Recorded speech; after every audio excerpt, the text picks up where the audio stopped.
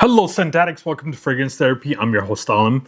So crazy fact, I owned a grand total of one Arabiyat Prestige fragrance last year. That one was Blueberry Musk. And while it is a good feminine leaning fragrance, it wasn't one that really blew me away. But that completely changed this year. So earlier this year, after hearing hype online, I did pick up my first three, which were Marwa, of course. Then I picked up Mahad Al Dahab. And then I picked up this crazy looking bottle, La Di Da.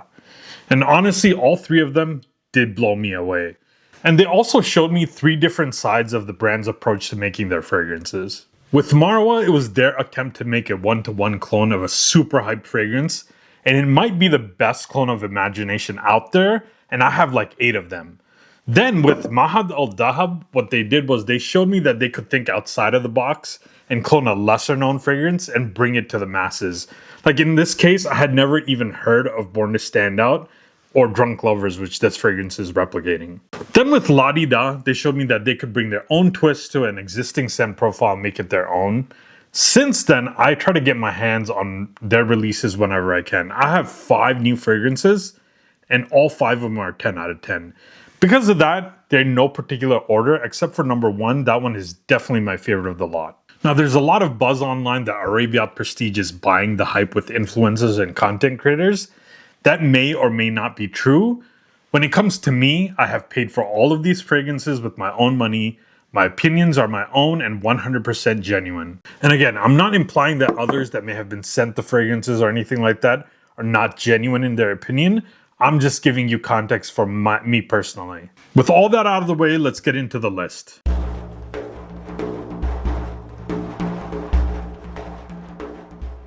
So first up, we have Arabiyat Prestige's Lutva Light in the Heart. And this is actually not a direct clone of any single fragrance. It actually blends Parfums de Marly Altair with MFK's Grand Soir. This is an amazing blend of warm spices, creamy vanilla, and this woody ambery depth. The OG Altair has this very distinctive opening. It's sweet, it's spicy, and this like slight citrusy tart. In that fragrance, that sweetness really does carry through the mid and all the way to the dry down. That's where this fragrance really deviates. The dry down is much more ambery, it's much more resinous, and even like you get slight woods in there. That's where it might remind you of something like Grand Soir. The combo is killer though, and thank God this is not just another straight up clone of Altair because we have enough of these. And honestly, Liquid Brun did it so good that it's hard for any of these other newer ones to compete. Longevity is good with this one, about 7 hours. Strong projection and sillage for that first hour. The warm, spicy, and creamy nature makes it perfect for the fall and winter, especially evenings and date nights. Leans masculine, especially because of that dry down. If you prefer clone fragrances that are not trying to be one-to-ones but are adding their own little twist, this is definitely a good option. Next up, we have Qissat Al Najas Kimichi.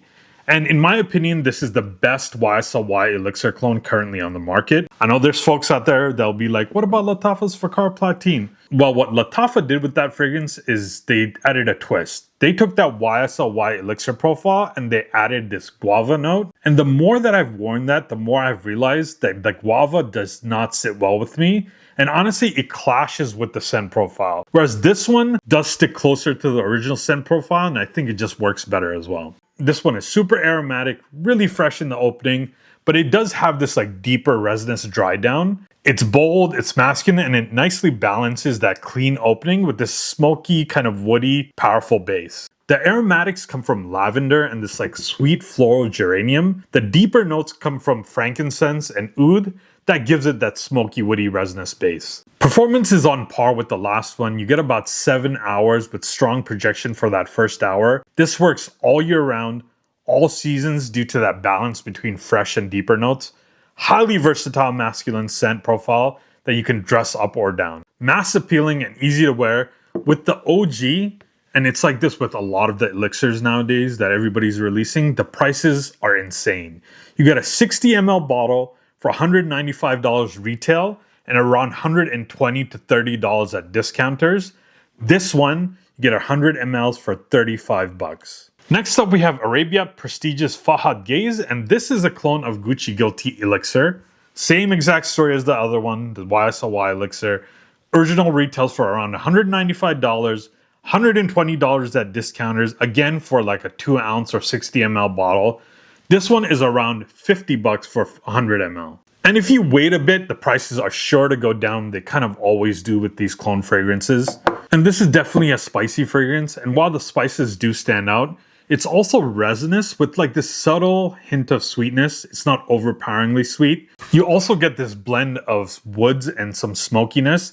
It does have incense as a note, but it doesn't have woods. But for some reason, I still get that woodiness in it. Fresh, sweet, aromatic with white florals and a warm, vanillic, ambery base. Longevity, I would say, is a step up from the other two. You get 7 to 8 hours. This will project very strong for the first 2 hours. Fall and winter, good for the evenings. Cooler nights in spring, also you could probably make it work. Both this and Gucci Guilty Elixir will also remind you of Amouage's Reflection Man, if you've ever smelled that fragrance. They're not the same, but they're in the same ballpark. I still think this one gets closer to Gucci Guilty Elixir rather than Amouage, because this and the Gucci have this addition of like vanilla and resins that are just not present in the Amouage. Next up, we have Arabiyat Prestige's Fahad Regal, and this is a clone of Byrado's Vanilla Antique. This is my second Vanilla Antique clone that I have. The first one was French Avenue's Access, and I absolutely adore this fragrance. Compliment monster, amazing performance. It smells niche quality also. This one does match it beat for beat though. This one is a woody, ambery, vanillic fragrance. I mentioned it in my Access review and the same applies here. The vanilla is not your typical gourmand style here. It's definitely like darker and smokier type of vanilla. And the antique in the name of the OG is very apt. This one feels aged, it feels sophisticated, and it's a scent that screams class. I have not smelt the original, so the only thing I can compare are these two. And honestly, these two are 95% similar.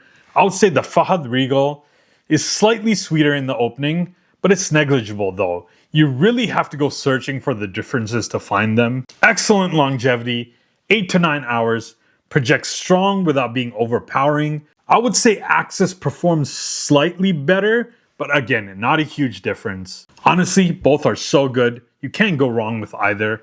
If you have one, you don't need the other. If you are interested and you don't have either of them, go with the one you can get the better deal on. If the prices are the same, I guess choose which crazy bottle you like better. And finally, we have Arabiyat Prestige's Ramad Oriental, and this is definitely my favorite of the lot. This is the first really good clone of Amouage Outlands. That's a super hype fragrance. I'm lucky enough to have a standalone Amouage store near me, so I have smelt that original fragrance. It is insane how close this gets to the OG. Especially considering that original is around $500, bro. I got this bottle from maperfume.com, and I'll put the link below, and you can pick it up for $45. Insane. Deep, rich, ambery fragrance. The aromatic spices are killer in here, and in my opinion, they really are the star of the show here, along with the resins. You also get this complex blend of citrusy undertones and these balsamic resins. And when I say that there's resins in here, I mean it. There's 5 different kinds of resin. You also get this warm vanillic base, and it all sounds really simple, but it's not. The OG has like, I think 26 listed notes.